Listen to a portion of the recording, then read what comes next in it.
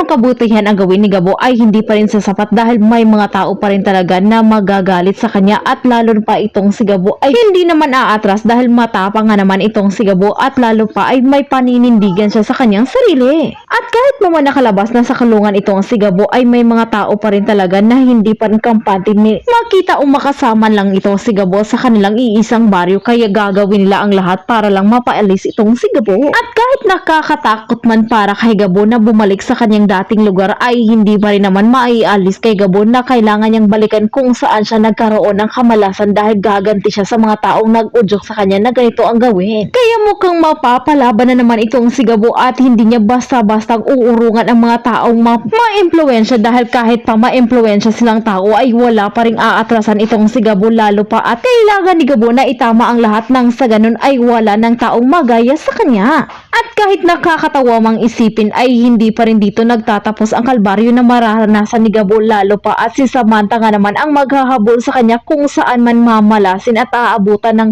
problema itong si Gabo at dito pa rin mapagtanto ni Gabo na kahit saan siya pumunta ay dito pa rin nakabuntot itong si Samantha sa kanya kaya mapapaisip na lang itong si Gabo kung mayroon bang GPS itong si Samantha. Dahil kahit hindi naman sinasadya ni Gabo ay matutuntun pa rin talaga siya ni Samantha kahit anong gawin ni Gabo ay hindi niya matatakasan kung ang batas na nga ba ang maghahabol sa kanya kaya mapagtanto pa rin ni Gabo na kailangan niyang tumigil ngunit paano nga naman titigil itong si Gabo kung nakadikit pa rin talaga sa kanya ang isang importanteng bagay na misyon na gagawin ni Gabo lalo pa at kinakailangan niyang titigilan ang mga taong gagawin ang lahat para masira ang kanilang lugar. Dahil ayaw nga naman ni Gabo na may madamay pang inosenteng tao lalo na at ang dating kaibigan nga naman ni Gabo ang nag-impluwensya sa mga tao sa kanilang lugar na gawin ang lahat upang magkaroon ng isang kaguluhan sa kanilang baryo at dito na po rin tatapos ang ating Si Gabo Advance Update.